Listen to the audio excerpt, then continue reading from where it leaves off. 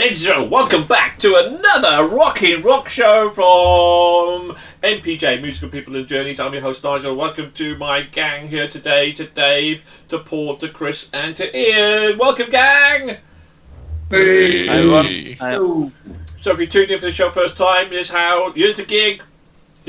We're reviewing 2 albums head to head, rated out of 5. Which we spend our hard-earned money on? Will they get the golden 20? Enter onto our MPJ Hall of Fame, which you can see who has made that into. Will they get into our shortlist for Album of the Year?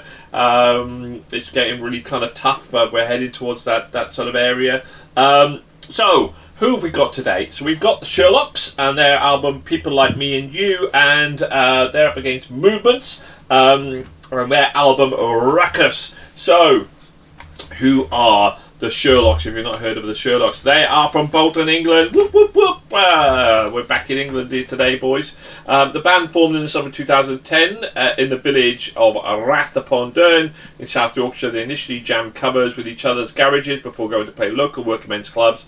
The band members soon started to pen their own songs, slowly working into their live sets and quickly building a devoted following. They went to become the first unsigned band since the Arctic Monkeys to sell out at the Lead Mill in Sheffield. Debut single Live for the Moment in 2014, followed by Escapade in 2015, were followed by appearances at Reading and Leeds festivals in 2015. The third single, Heart of Gold, received airplay on BBC Radio 1 and BBC 6 Music. He says, turning the page, my apologies. A band up and coming, hit the big time, obviously getting plenty of airwaves. Let's find out. Let's go and let's start some detective work here, shall we? Paul, you are the master detective. What did you think about the Sherlocks? Yeah, they don't call me Batman for nothing, but then again, they don't call me Batman. But No, they don't. anyway, Yorkshire lads, the Sherlocks' 4th album sees them continue with their energetic stadium rock, aka Arctic Monkeys and Stereophonics, but with a boost in production elements and sonic touches to broaden the overall songs.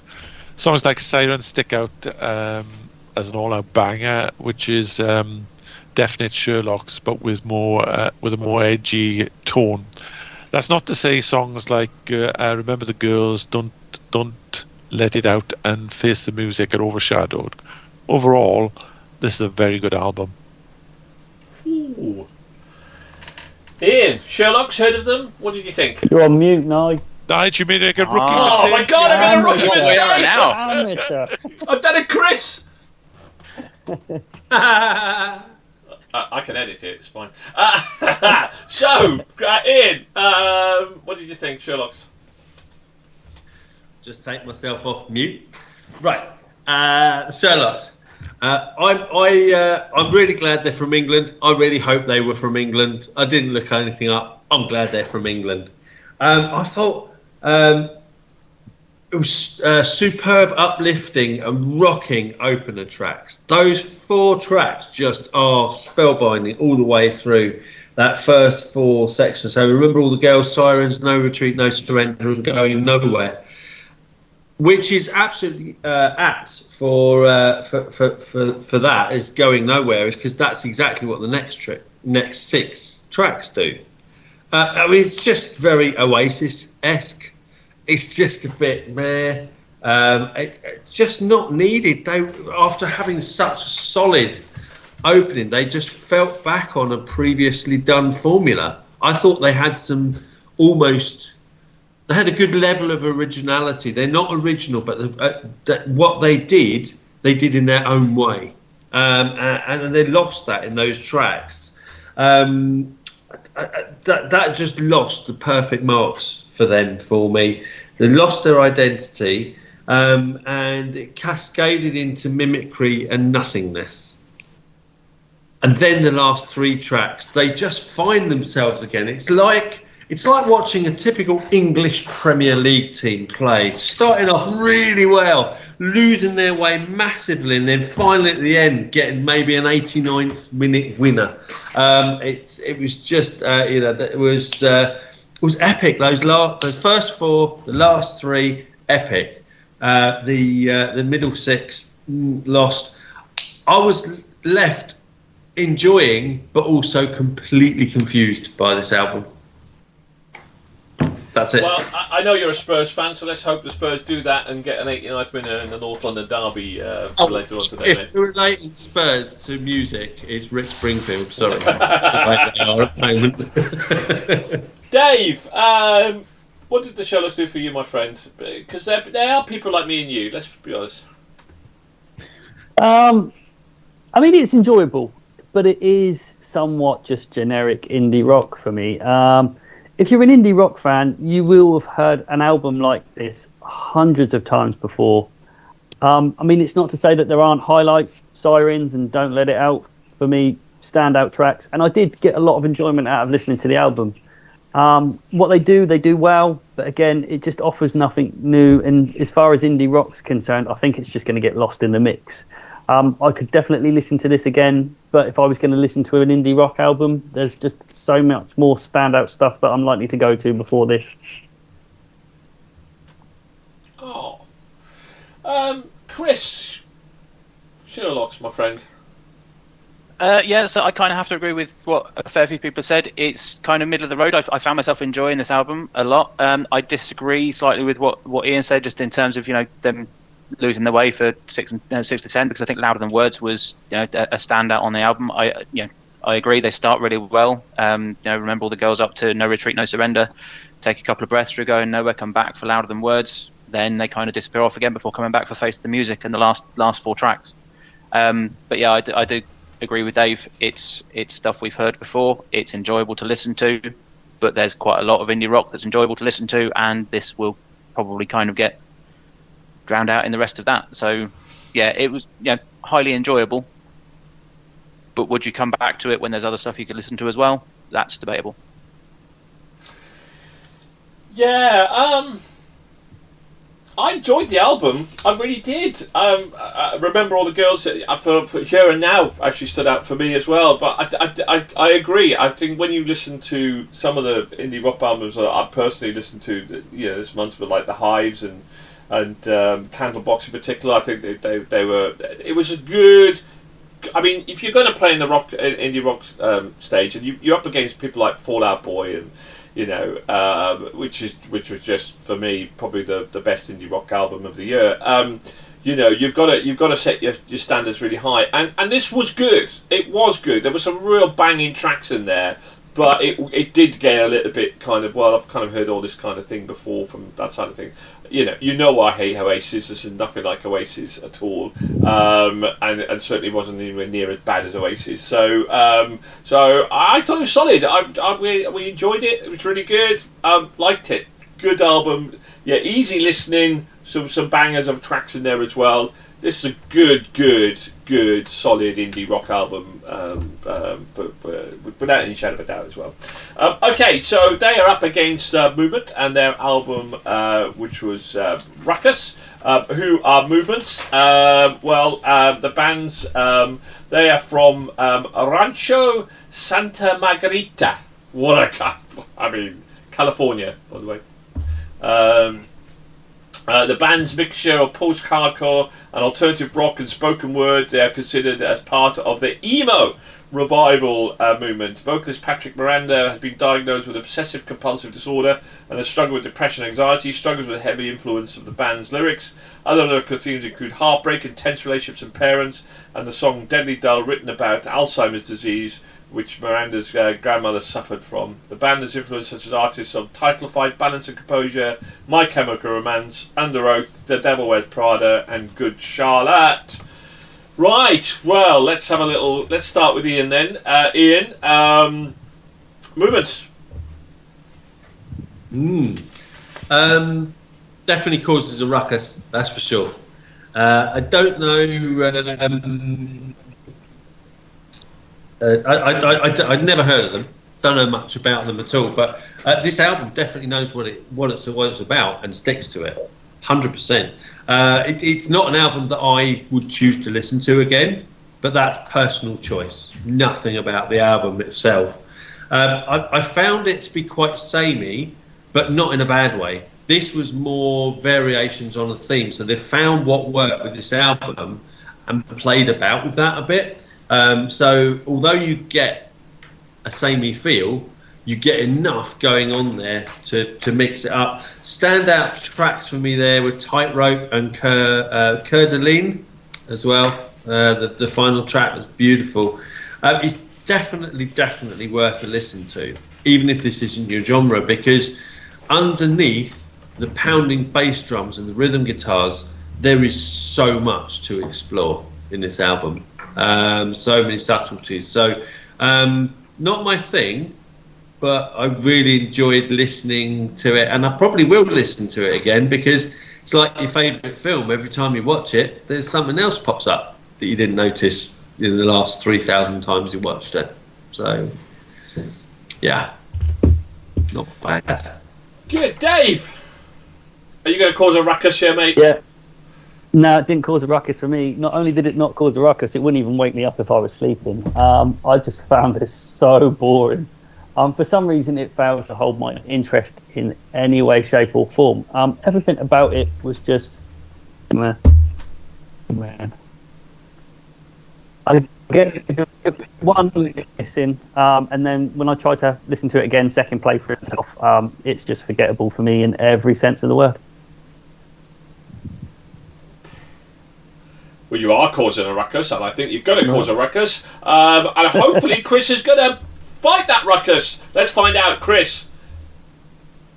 Your hopes might be a little bit dashed, I'm afraid. I wouldn't go as far as to say, I wouldn't go as far as to say it was forgettable. But yeah, I think the standouts for me in this one were, Lead Pipe, Fail You, and I Hope You Choke. And I'm not going to make any kind of joke about that at all. So yeah, it was listenable, but those three songs were the ones that are the only ones that I kind of take anything away from it. I don't think this is the sort of, maybe it was just the wrong time for me to be listening to it, but it just wasn't my thing. Tightrope kind of felt promising. There's a drum track there, and it feels like there's going to be a build up to that song. But if you listen to it all the way through, I think that's the wrong drums for that song. It just doesn't. They're promising more than the rest of the song can deliver, I'm afraid. Though one thing I will say for the Movements, they've got a cover of Losing My Religion, which is excellent, and far better than the rest of this album, I'm afraid. This just doesn't do it for me. Paul, come on. Fly the flag. Fly the ruckus flag, my friend. I'd love to, but Movements are regarded as a post-hardcore outfit, with their album titled Ruckus, suggesting you're going to hear nothing but noise and chaos. However, while being free-spirited and having an attitude fueled rock, there are flavours of punk, pop punk, grunge, and even modern shoegaze to these tracks about anger and heartache, lust and love. While this style of music clearly falls into my area of taste, I too found it difficult to gain gravitas with this album.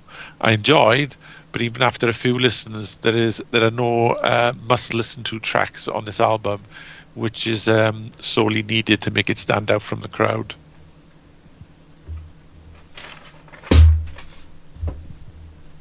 Bunch of charlatans, a lot of you. This is a brilliant album. I mean, there are some, and I agree that in terms of standout, I Hope You Choke was my favourite standout track on that one. And I agree that there aren't standout tracks, because it is kind of an immersive musical album as well. I got more immersed into the variations of the music rather than, for me, sometimes you don't need a catchy songs to make an album incredibly enjoyable, and I loved this album. I thought it was so enjoyable, so immersive. Musically, I thought it was brilliant, and I loved the variations in the different tempos. They changed it up, they ramped it up. There were slower songs, faster songs.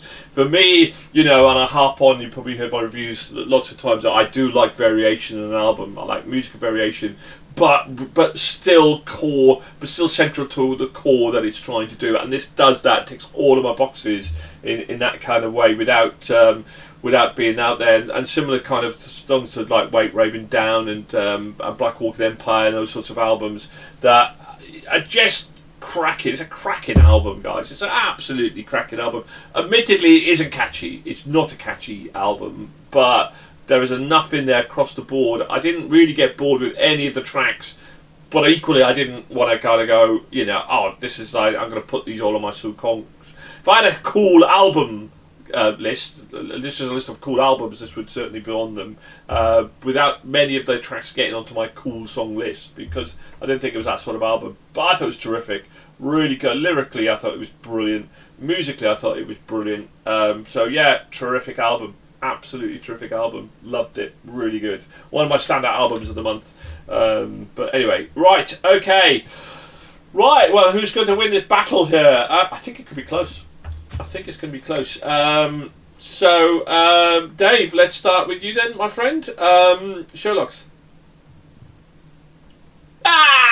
Mute, newbie. No, he's on mute. You see, you took the mickey out of me, and you failed. We've all done it. We've all failed. done it. Go on. Yeah, well, 3 for me. 3. Chris. 3.5 for me. Paul. 3 from me. Ian. 3. 3. It got. I give it a 4. Trish gave it a 3.5. So it got 3. So it got a 3.5 from us as well. So 7, 10, 13, 16. Pretty solid. Damn score that. Pretty solid. Movements then, Dave. 1. We are definitely going to have a ruckus. Definitely. Chris. 2.5. Paul. 3.5. Ian. If we're talking about movements, you can't give it 1. It's got to be at least number 2, right? I gave it 3 as well. Like that. It was a 4.5 between me and Trish. 4.5 between me and Trish. So you're looking at 7, 8, Scum, 11.5, 14.5. 1. Give up. I'm only joking. 14.5. So what's that done for the battle? We would buy movements. Who Chris would buy Sherlocks, Dave would buy Sherlocks, Paul would buy movements, Ian, 3 apiece. 3 apiece, Ian. You buy movements. Movements! Yeah. Yes! Get in the movements. So even though they scored less, so we'd go and watch Sherlock's live, and we'd buy the Movements album. Congratulations to them. Well done, both. Really good, solid scores. So thank you very much. If you did you agree? Did you disagree? Please leave your comments. Please like and subscribe. Go and check out our YouTube channel. Lots of really cool interviews with up and coming bands, as well as the albums that we've reviewed as well. Some absolutely incredible interviews on there. And yeah, so thank you to my panel today. Thank you to Ian. Thank you to Chris. Thank you to Paul. Thank you to Dave. Keep on rocking and keep safe out there, everybody. Bye for now. Adios. Thanks all. Bye.